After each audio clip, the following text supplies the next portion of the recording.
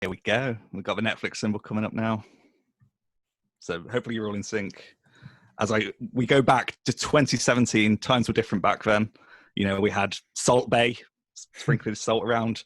Lady Gaga, she jumped off the top of that stadium. She was okay. The dancing hot dogs on Snapchat. We had it all back then. It's not this horrible hellscape it is now. But yeah, we didn't have autistic actors at the time.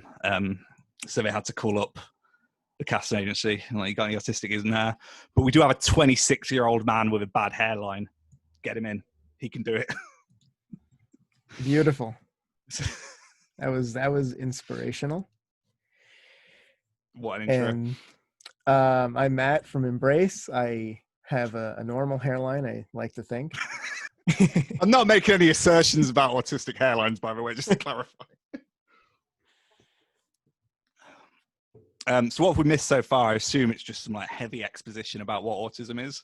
Yeah, that's more or less what's going on. It seems to be a running theme in all autism-based film, TV, you name it, that you have to have this big info dump, which is what we like anyway, but, you know, just to get this information across, because it is such a complicated topic. You know, the downside of that is it does kind of pull you out of the story because it feels very unnatural, you know, because, I don't know, have you ever gone up to someone and gone, hi, I'm an autistic person, this means X, Y, and Z. Sometimes that's bad but I'm happy because I live with my family and my mum's played by Jennifer Jason Leigh from the films. Has that ever happened? Never in that specificity. You know, I don't think ever in general, to me anyway. Don't want to, you know, imprint. I don't want to project my experience.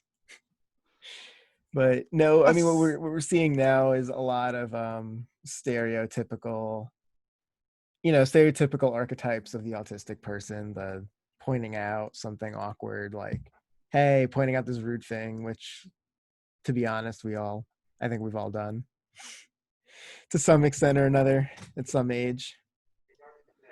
It's interesting. I tried to look into how much they researched roles and stuff, and it looks like rather than when writing the script, they didn't get information from autistic people, more autistic researchers and whatnot. So I don't know if that means it's more stereotypical or less stereotypical in terms of representation. But then from what I understand, in season 2 and 3 onwards, they do have autistic writers on staff as well as autistic actors within the show. That's pretty cool. Did not know that trivia, actually. It looks like they've learned and responded to any possible negative feedback that it received back then in 2017. I like that. You know, it was the year fidget spinners went mainstream, according to Google.com. So, you know, there's the takeover. There's clearly this gap. Yeah, you know, it is moving into the mainstream. The autistic Illuminati striking with toys first. Some infinite jest type stuff. Rather than the eye, it's the infinity symbol, the only symbol. So look at this cast, though. I mean, you've got... This was, you know, before we recorded, the main chat was about Sailor Moon's cat, but the rest of the chat was about the career of Jennifer Jason Leigh.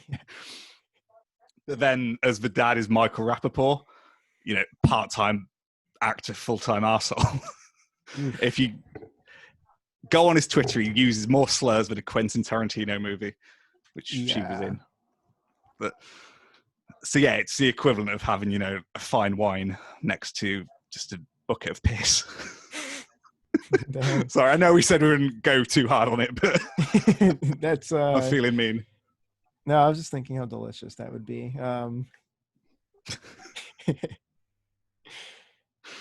But what I do like is I think the penguin thing was really cool. I like how his special interest is something he's clearly passionate about. I like how it's something animal related, and that's very relatable to me because when I was younger, I memorized a lot of red panda facts and kinkajou facts and all these other little random animal facts. But they're like particular animals. Huh? What's the best red panda fact? I think it's that they have this like semi-opposable thumbs and semi-retractable claws, so they kind of have bear paw benefits and cat paw benefits in a way. Put it like really simply, and I just think that's super cool. It like helps them climb trees and handle like tools and stuff. For anyone wondering why we're like just talking about red pandas and not the show, we're still doing exposition. It's still, I'm autistic, this makes me, well, yeah, these people see me as weird. Heavy emphasis on dating. I assume that's what the show is about, but I don't know, is this what young people are like? For me, it felt very misogynistic, like sex is the goal rather than any sort of emotional connections, but maybe I'm reading too much into it. And maybe it's just Hollywood storytelling tropes as well, in terms of, you know, you've got Oh to be my God. in This Hollywood, kid, you have to be a creep to get the girl. Well, this guy, yeah, what a legend. this kid is kind of cringe to me because I mean, I never was this much a meme, right? But Zahid, like, I was kind of loud and obnoxious sometimes as a kid, and I kind of relate to this guy, but not quite like this. I mean, I wasn't a walking meme. See, when I watched this in preparation, I related more to that character, and I don't even know if he's autistic in the show. Yeah, I don't know either. You'll find he's annoying, and sometimes he'll hit the zoot. But well, yeah. We've got comments. Remanan's saying, if my therapist had a bookcase behind him, I'd be spending the whole time reading the spines. So, and yeah. I think we would all join in unison in that, because even watching this show, I was looking in the background and noticed like a Jigsaw piece poster. I was like, oh, that's why people are angry.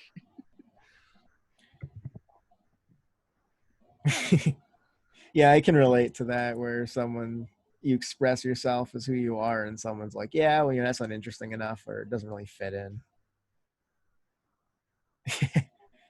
So Chelsea said that she relates to, it was Quinn, her name? I actually forgot the sister's name. Casey, there we go, relates to Casey. Yeah, we're not going to get to it in this episode, but someone who becomes Sam's girlfriend, honestly, I feel like it's the best representation of autism in this show. But that's another topic for a different cast if we get there. Well, in regards to representation, I mean, my knowledge of the show comes from, the reactions on social media, and it's always been very divided. And I think a lot of films and TV shows that are sold as, this is autism representation, get this, where it's all about the autism. So, there always seems to be that duality in the reception to it. I feel like these cards would be relatable. This is fairly common for a lot of autistic kids to have the empathy cards, I think they're called, or just the facial expression cards. Is that the only reference to any sort of... I assume there's going to be stim toys and stuff at least once in the season, but we're not doing the whole season. we see stimming. I think the stimming's actually pretty well done. I think Sam stims in ways that'll be very relatable. And I mean, I know people are quite unhappy about the idea of it not being an autistic actor. Oh, this is important, I think.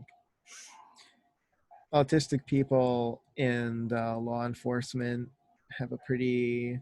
I mean, it depends where you live, too. And in the U.S., I'll speak for the U.S., it's police officers often don't know how to handle stimmy, nonverbal or low-verbal autistic people, especially. And it can end up pretty badly. So I think that was actually a pretty nice comment they put in the show. It is a good shout. There's a film called Adam as well, with, is it Hugh Dancy?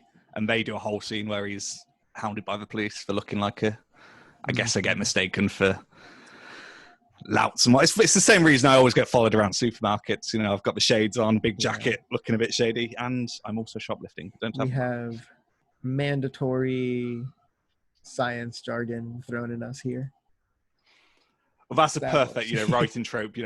Set it in a classroom so it looks like they're delivering a lecture, but it's actually a lecture to the audience. Yeah, it's very, very typical writing. It's the same with, this idea of having the doctor person to bounce off. It's just a perfect exposition tool. And I don't know whether it's genius or just lazy, but it's fine. I wonder how often this happens, having a overzealous mom kind of tell the therapist how to do her job. It's interesting, but I think they're sowing seeds for certain characters to also be revealed as autistic down the line. My money was on the sister, but Angeline told me earlier that it's the mum that they're lining up for the big twist. Bruna finds this to be relatable. If you're comfortable sharing that, you're free to. Is this in regards to the doctor's Oh, issues? man. That's wild. So yeah, Bruna's mom has done this sort of Karen-esque intervention, I guess we could call it. That's pretty difficult. I mean, it's very infantilizing. My experience is not with a parent doing this to me because I was diagnosed as an adult.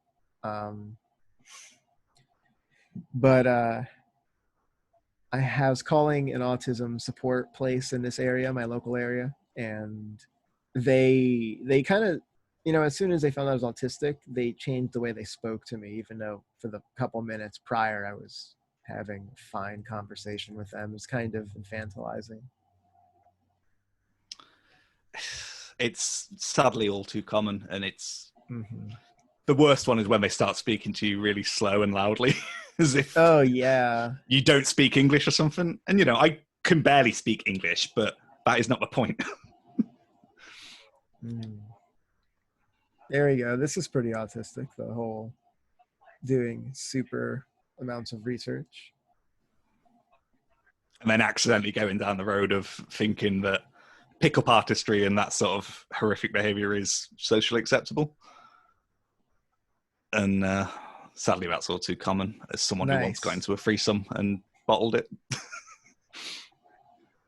Bruna's doctor is a cool cat. Nice. What's that? He's got a prescription pad. What if she likes penguins?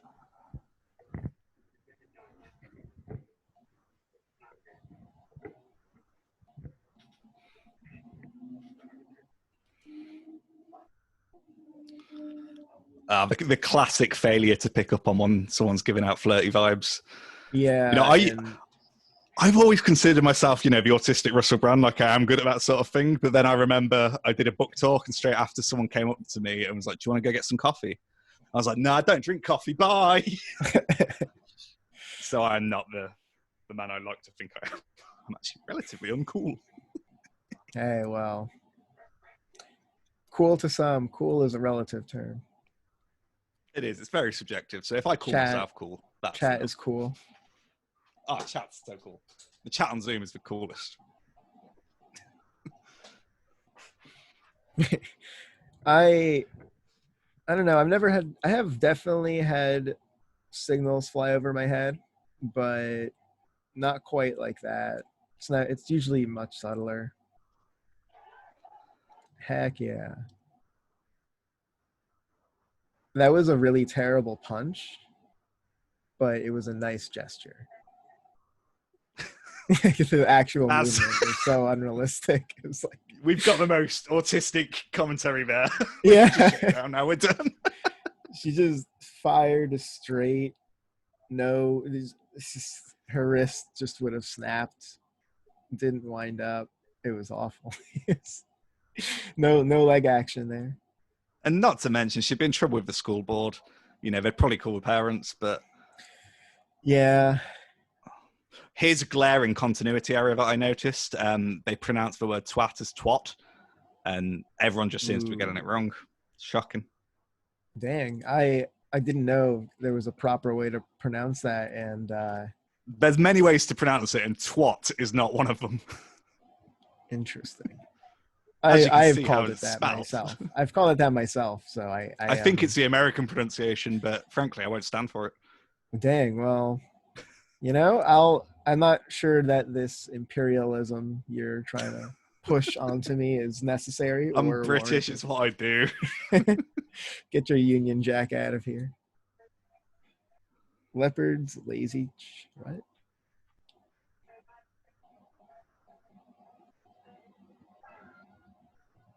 That's pretty relatable.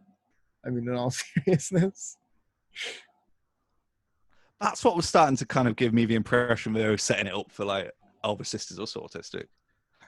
But anything could happen. The fourth and final season premieres next year. It would make sense because high verbal women on the spectrum often do better at masking than male counterparts, or maybe, I don't know, actually that's what the data has said, but that may be outdated and there might be issues with that. So I mean, you guys in the chat, I understand that you've probably seen more of this than us, so I assume it gets better in terms of representation down the line, including female representation. And hopefully other minorities. Come on, guys. Yeah. Don't let me down, Netflix. Angeline says she feels like Casey's better written than Sam, and I think I agree with that as the show progresses too. Ironically, I think most people around Sam are better written than Sam. I mean, how are we meant to feel towards Sam? Is he the underdog? Is he the hero? Because I think he is an underdog. I think Sam does have parts of him that are stereotypical, like, he's the archetypal, I'm awkward at everything social kind of autistic guy. Not like some things are more awkward than others, not like a more nuanced look at high functioning label autism. So I don't know. I think he is and isn't. I don't think he is necessarily awful. I don't think he's a great representation either. I think he's better than most. Because back on the menu, it is listed as a dramedy, and I don't know which bit's being played for laughs here. Like, I get the family dynamic's got some fun elements to it, but are we meant to be laughing at the character? Because I wouldn't feel right with that. So yeah, but maybe that's going to change per demographic, really, of how that's interpreted. Hopefully, it's not being laughed at too much. We should save Autistic's being played for laughs until I do a live angry commentary throughout all 11 seasons of The Undateables, the Channel 4 program where they send autistics I hate on that blind title. date. I don't like that title. The title bothers me for sure. If you change the title, you get rid of the comedy music, you've That's probably got relatable. it okay. But I had a friend teach my other autistic friend, well, they were both autistic, my autistic friend teaching another autistic friend how to smile in a way that wasn't too much.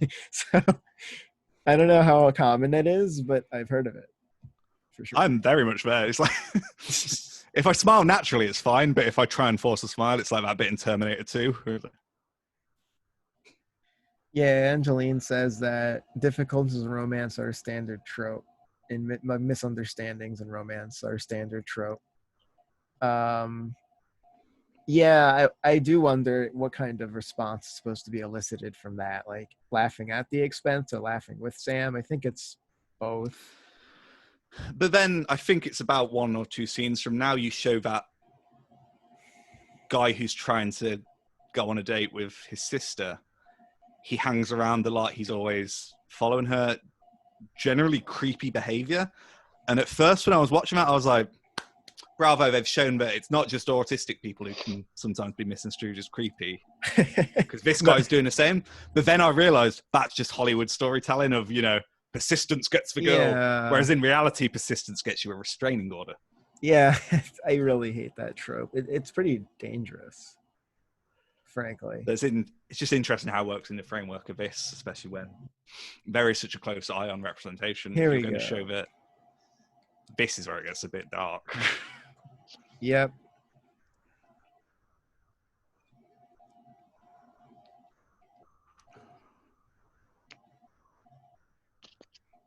And, I know they sometimes, critics would sometimes say that's, what do they call it?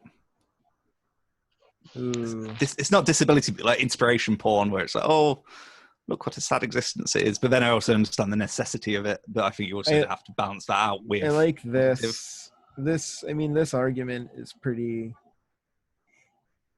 She's definitely underestimating him. Greg Burns says most people have screamed at the street. At some sorry, I've put a comma where they shouldn't be. Most people have screamed at the street at some stage, surely. Greg, I'm going to go outside and do that when this is over, before I start my watch of all 11 seasons of The Undateables. I'm going to stream it for like 3 weeks straight and die. So I like how he's defending Sam in this scene, because I do wonder how much,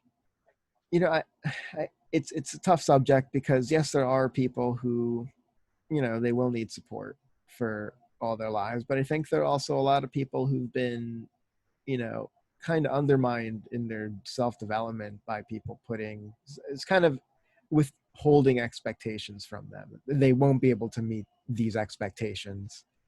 And, maybe if they're, sorry, this scene is ridiculous. If they were able to like treat them better, who knows what they're capable of with the right environment, the right care. And I get that's not possible for everyone. So no, and then by definition, parenting is an impossible task anyway. You're never going to get it right. But I don't know. I just worry about how you portray that in stories like this, but then it kind of sets the tone of how people think they should feel. yeah, Speaking broadly, it's just, I don't think it was too damaging in this. I think it's very much obviously they're going to have to exaggerate certain tropes and stereotypes for the sake of dramatic entertainment, but then maybe, I don't know. I just think yeah. it should be handled very delicately. As I was saying before, one man's stereotype, one person's stereotype is another person's reality. And, there's some people who might find this representation of autism quite offensive. It's nothing like their experiences and people they know. But then to someone else, it might be, oh my God, this is just like me. I feel so represented. Power to the people. And both opinions are valid. You can love it and hate it, both at the same time, like I am now. So you found online date. Yeah, Autistic's and online dating. That's another story for another time. But it's great that, with all due respect, they are genuinely showcasing some good talking points. Yeah, I don't know how many autistic guys would think to go on a date to a appliance store. I don't know how common that would be for someone who's, like Sam, looking for a date. I don't think I've never had that experience. I never thought that would be a good idea. I'm trying to think what the weirdest dating spot is that I've been to. What's yours? I never had a really weird one. I mean, I guess the closest thing is going to like a mall, it just kind of aimlessly, just go to the mall. When we were kids. Yeah, exactly. That was pretty much where all my dates were until I was 18, because there's nowhere else for me to go. Is just go to this big mall in New Jersey and walk around. So this, this isn't too weird, honestly. Not weird. Like, I don't think it's weird. So, I mean more, I don't think this is too out of line with reality. I could definitely see some people, maybe not big headphones, but definitely like little noise canceling earphones. I sometimes use them to cancel out ambient noise when I'm places. I mean, these aren't noise cancelling, but this is what I would wear as my autism attire when I'm trying to drown stuff out. Yeah, but I guess it's a case of you communicated to the person. So like, hey, I'm wearing these because X, Y, Z. I don't know. I mean, I could see a nervous autistic guy blurting out preferences he has. Or I guess that's not even a preference, more like saying requirements for dating. But I don't know how common that really is. Well, it's good to, know what you want. I like my women just like I like my coffee. Yeah, Greg says he would never talk to someone while wearing noise canceling headphones, or he doesn't think he would ever. Yeah, I definitely have. I do at concerts. I mean, can you hear a person, or are you relying on lip reading there? I can. I'm not listening to music at the same time. It's just that since they're noise canceling, they reduce the sound but still reproduce it clearly because it goes through the microphone. Oh, okay. Yeah, they just work really well for me. But I have sensitive hearing, so.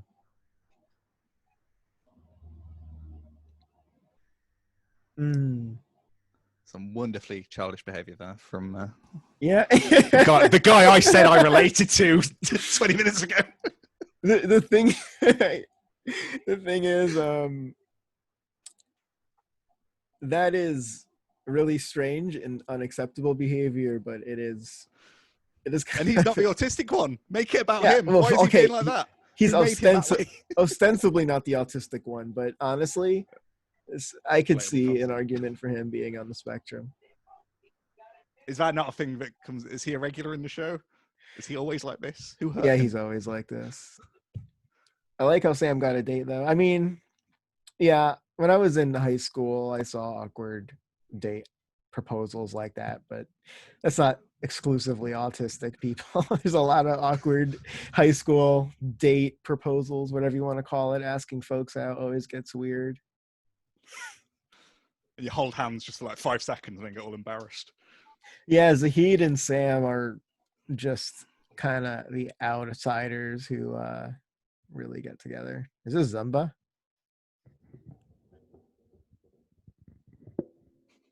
I do not know. I don't know what this is. I don't.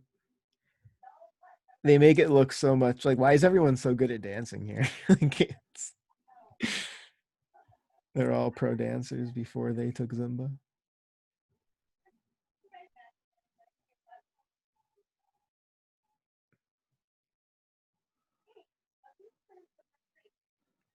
So a lot of friendships are like that at that age, whether or not someone's autistic. I was going to disagree then, like, oh, no, we can be mature and normal. And then I just remembered what me and my friends were like back then. I was like, Yeah. fair enough. That's not even like a stereotypical writing. You know, that's not a writer trying to write what teenagers would write, like yo, dude. that's pretty legit. Yeah, when I was a teenager, I was mature. And then most of the time with friends, I was just a goon, but I was mature in bursts. Mature We were while rocking that, alone. and we had that undiagnosed autism, man. That kind of gives you an edge. So I never had a date with someone in a parking lot like this, but I've hung out with my friends in this kind of situation where we didn't really know where to eat. We wanted to eat outside because the weather was nice. We're like, let's just go to my workplace's benches outside. And it was after closing, like at nighttime. It's 2020. This would be normal now, but the table would be like twice as long and they'd have masks on. Yeah. But other than that, that's what modern dating's like now, I assume. I like this. This is cool. I've gone on dates where this has happened. There's a person who's also into the stuff I've been into. I would not have just blurted out, I've never had sex before. That is a weird thing to blurt out, I think. I could definitely see someone blurting it out, especially if you're nervous, but that feels kind of like tropey to me.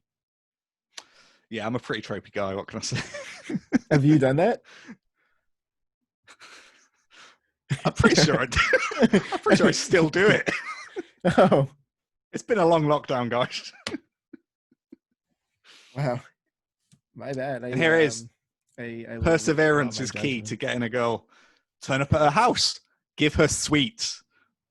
Yeah, this is strange. Who just waits in someone's driveway? And this is not romantic. This is just this is very stocky. See, in a way, it kind of works because it shows that, it counteracts the aspersion that all autistic people are kind of creepy when it comes to sex. It gets rid of that myth by showing this guy as an absolute tool. But then the more I think about it, the more I think this is just how storytelling works. Yeah. In Hollywood, you chase the girl down until just wear her down. Yeah, this is pretty cookie cutter in terms of writing, is just, But I think we can let a few things slide. It's a pilot episode and they're always a little bit creaky. Yeah, I let them slide. Yeah. There are some shows that do it pretty well, but it's pretty hard to write. Let's be honest, it's a difficult thing to do. I think to sell it, sorry, Angeline says, I think to sell it, it had to fit within the teen show template. I actually stopped watching after this ep, and then once I picked it up again, I got hooked. Yeah. Yeah, it does have a Degrassi feel, but, I'd be a little bit of an insult to Degrassi. Let's be real. Degrassi's a classic, Canadian classic. It's a cultural All I know about it is there was a Jay and Silent Bob episode, and there is not a Jay and Silent Bob episode of Atypical. This hoodie, Sam has a hoodie that is so identical to mine. It may be the same hoodie. I have a green hoodie in the living room as well. If it's green.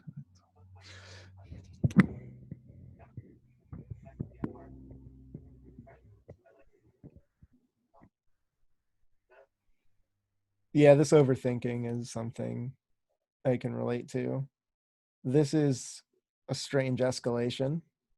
I don't know if this is that realistic. Well, as Greg Burns has said in the chat, limited times means accelerated relationships. So, you'd kind of cut out that 4 weeks of awkward dating and hand holding and, will you go with me? So, He's straight in there. He's not messing about. And there's the R word. Wonderful. ooh, yeah, that hurts. Just like Marco Rappaport's Twitter. Got another one in. Yeah, like she could be on the spectrum. She could have like a saint, I guess, or priestess complex. You know, like, I'm gonna rescue this weird young boy or whatever. Or not weird young boy, weird guy. I don't know whether most people would shove someone without first yelling that they were uncomfortable if they were having like a sensory overload like that. I it's hard for me to relate because I don't have that kind of sensitivity like that. I mean, if you touch me in the ribs, the tickle spot, it's go time. We're brutally in and out right in the car park, but anything else, it's going to be more of a, there's communication involved, but I guess that's a learned behavior. And yeah. And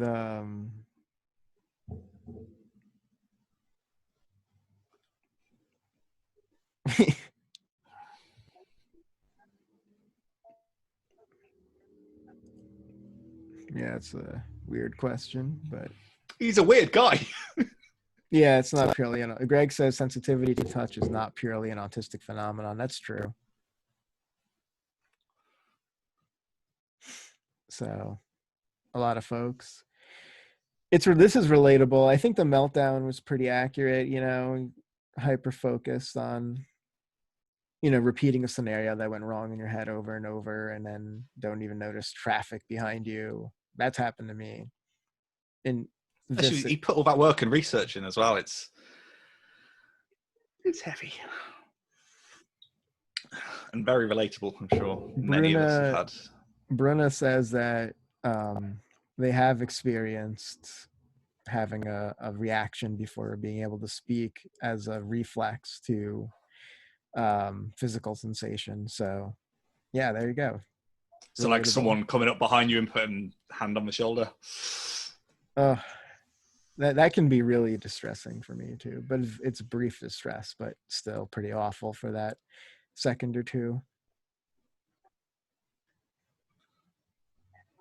Backing away hastily or getting frightened.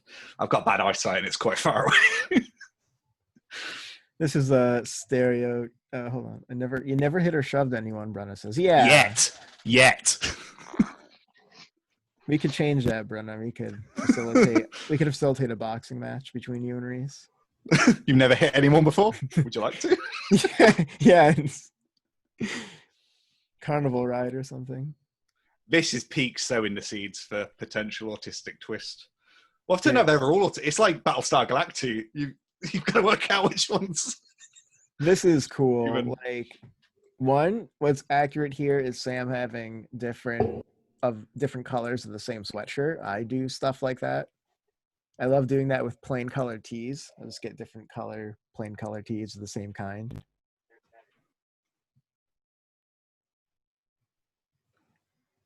And of course, aquariums, which are our natural habitat.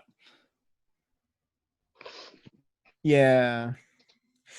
This is really good therapy. I definitely did this when I was younger.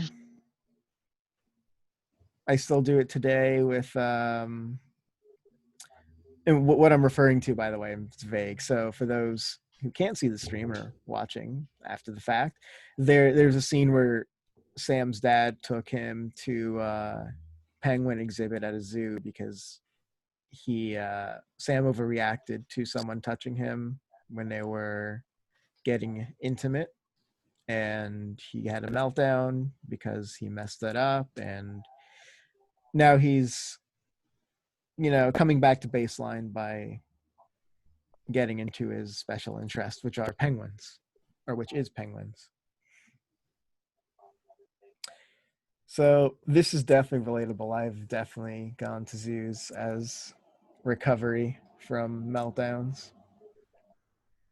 I like how the dad relates to his son, where he's not bringing up his autism and what he should and shouldn't have done. It's just, reinforcing that Sam isn't a bad guy for overreacting, that he's hypersensitive, and it just, something he wasn't counting on that happened, and he freaked out and just had a bad reaction. So Maybe text her to say sorry or something, though. Just be like, listen, hen, sorry I pushed you over. yeah, and I get why that gets tough, because I've been in positions where I would say something mean to someone that I didn't know was mean at the time. I wouldn't even, it was brutal honesty, something autistic people struggle with a lot of the time.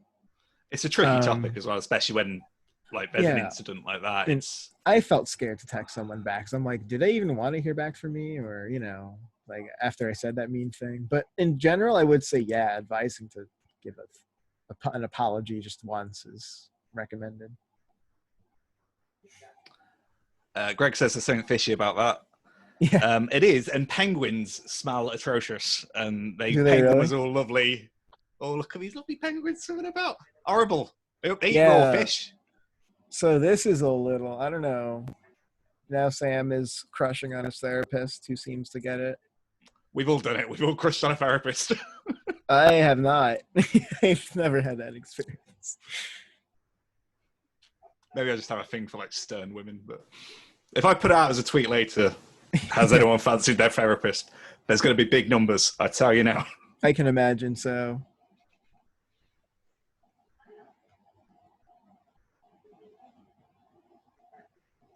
She's only in it for his brains anyway. So.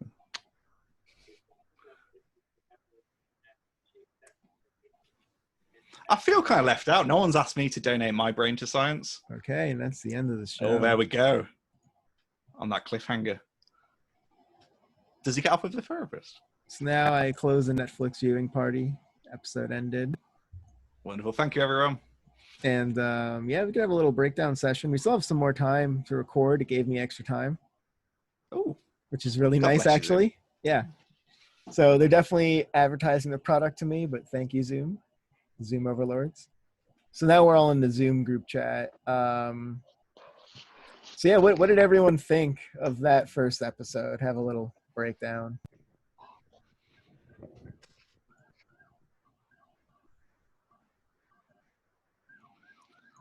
Greg's last therapist was in her 70s. So Salma Hayek, what's your point? Salma Hayek's not in her 70s. I don't know why I said that. Yeah. I don't know, maybe. If you say it with enough conviction, it sounds like it's true. Yeah, I think that's true for many things. That's how you do the fake news. But overall, I thought the episode,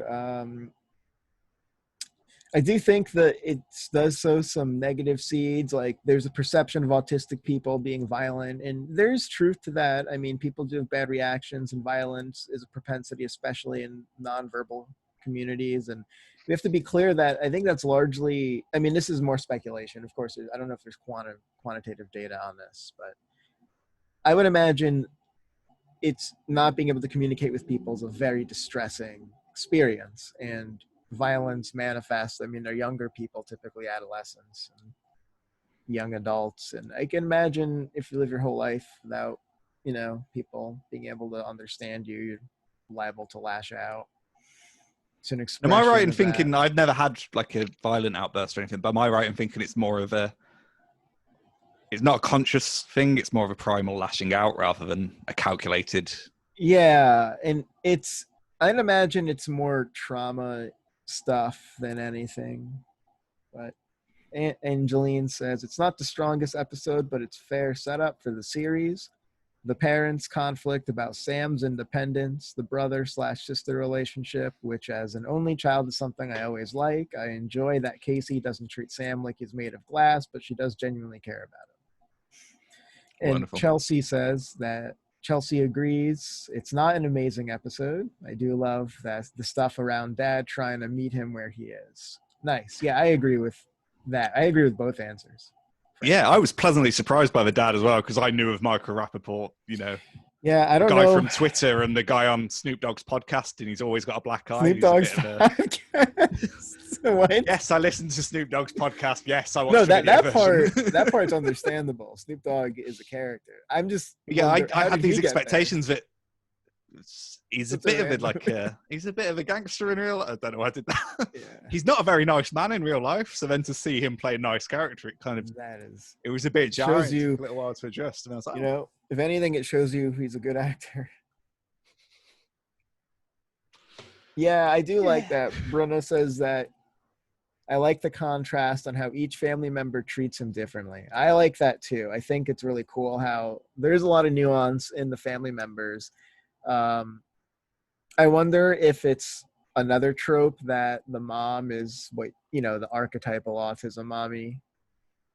That's something I noticed, and I don't know how that rubs me because moms get a lot of flack, but at the same time, moms, a lot of moms have sowed the seeds, autism speaks. well, that's it's going back to any topic expressed in the show. It's one of nuance, and because it's happening to them, it doesn't mean it's a generalized thing. Because you meet one parent, it doesn't mean all of them are bad. I don't know what I was going to say, but it's just a question of, I think most audience members are smart enough to know that this one story isn't representative of every autistic experience. And I think we're starting to get to the point now. There's enough stories in the media. It's not just Rain Man. So there is room to showcase so many different types, not types, but autistic experiences from different individuals, be it fictional or based in real life. My take on it is that it is a bit tropey. It does rely on some archetypal stuff, and I'm not a huge fan, but I get it that it's show specific, that it's just that there's not much media on this subject, so I get that there's kind of a conflict there between the show wanting to represent and getting some stuff wrong, which will be natural, and we need more shows with autistic lead roles that aren't just that are different in a lot of ways. Like I would like to see a show that has nonverbal characters that are differently abled, and shows that just represent autism more as it is in the real world. And I think that's naturally going to happen as advocates keep pushing for autistic agency in shows and getting actors who know and getting people in the writing rooms who do know autism. I just feel like it's a natural consequence to get better representations over time. So I'm hopeful. I think this show is a step in the right direction. You were saying? For sure. Yeah, Angelina said, I think it probably struggles a bit with having to assume that the average viewer needs autism stuff explained from scratch, but sometimes it's a strength because some people are unaware. That is such a huge thing. When I was writing the live show as well, it was very much I jumped in at the deep end and I was like, if you don't know this world, it probably ain't for you. But then it quickly was explained to me by proper people who work in theatre.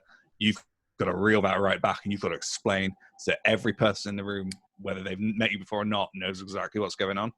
It's a very fine line to balance, especially you don't want to come across as patronizing, you don't want to come across as doing some sort of TED talk. And this is why it becomes quite bad in terms of dialogue in the show. There's only so many times you can say it in a classroom or say it in a doctor's office before it does become info dumping.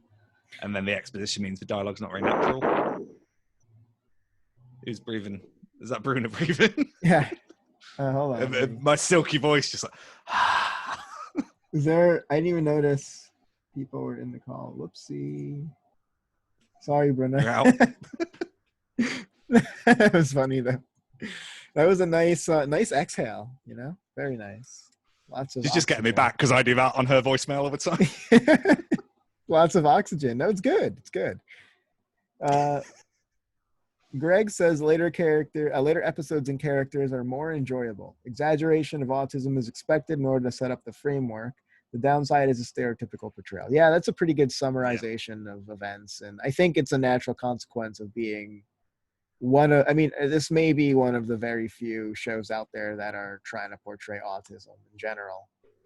I mean, how many really are there? And especially ones that are, open about them portraying autism and not hiding behind thin veneer of, well, we didn't really say he has autism, but he just There's a British show called The A Word, and then there's this, and I think that's it in terms of fictional dramas that aren't filmed. Yeah.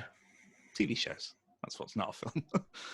Yeah, and again, as autism advocates grow more and more, as activism and advocacy just gets more popular, I think we'll just naturally see people get in writing rooms. It's all about, I think education is crucial. And capitalism, that's a big deal. Until we abolish it, we have to play by those rules, and you have to pitch it in a way that's marketable. So if you go, hey, here's this show, how are you going to make it good? In Atypical's case, you market it to a teen audience. Yeah. So it is the next Gossip Girl, it is the next Degrassi. Is Degrassi still on? Who knows? I know Netflix made a spin-off series a while back. I don't know if it continued. I can't say I watch it. Does anyone in here watch Degrassi? Don't be scared to say it's it. It's just a Canadian thing though, right? Oh, no, Chelsea says Degrassi is forever. Oh, man, we got a real Degrassi head here. Oh, don't know. Oh. Well, now you got to get on it. You can't just be a super fan and not commit to Degrassi. 20 years of weekly episodes to catch up on. Oh, my God. Yeah, that'd be awful. Let's do this. That show is very nostalgic to me, though. I will admit, when I was like 15 or, 14, 15, 13, though that age range especially, up to when I was about 16 or 17, I watched Degrassi. I watch it regularly on the Noggin. If people remember that channel. It might be an American thing. I don't know if they had it. But yeah, I mean, they had stuff like Daria on there, which is an excellent show. I rewatched Daria recently. It's one of my all-time favorite shows. You should watch Daria. Are we just listing shows that are better than Atypical now? Yeah, well, I think Daria is one of the best shows about an autistic character that no one says is autistic. I mean, this is pure speculation, but I think Daria is autistic. That's just my take. If you want the best autism TV show, yeah, Saint Elsewhere. But it turned out the whole show that's connected through so many crossovers to almost every TV show in existence, the whole thing was a dream inside an autistic boy's head. So if you subscribe to the St. Elsewhere universe theory that everything is connected to that show, every media you consume, autism. Yeah. We're everywhere, mate. We're all over it. It's riddled with autism. Your favorite film? Autism everywhere. Angeline digs Daria. Dope. I love Daria. And Chelsea D'Onofrio is some... I'm probably butchering that pronunciation. Vincent I don't know. He's coming for you. Yeah. Mess with Vincent D'Onofrio. I don't know Law and Order. I've never watched it. He's probably one. He's up there with Anthony Hopkins as our autistic dads in Hollywood. Oh wow, D'Onofrio's great. He was in Men in Black. He was yeah. I wonder if Keanu Reeves is on the spectrum. I mean, this is totally speculation with land again, but I wonder if Keanu Reeves is on the spectrum. He seems a little autistic to me, but I may be projecting there. I want him to be autistic. He is. I saw him in the park the other day doing slow motion Matrix moves. Dang, that's awesome. Going at normal speed, and he was just like that, and I was like, "Yeah, don't you hate when Keanu can just bend physics to his will?" And he doesn't touch women. When he does the photos, he's got it like back like that, which is like me and every other nerdy guy at Comic-Con. When you meet a woman at Comic-Con, you get a photo. It's called hover hands. Yeah, I don't know why I'm going into so much detail about hover hands. Well, but it's respectful. Yeah, I just fist bump. That was my con thing. I just fist bump people, and people who wanted to pose closer to me would just kind of scoot naturally. So I just did that. I'm like, we'll fist bump and you'll sort this out. I was lazy about it. I'm like, whatever, you take it.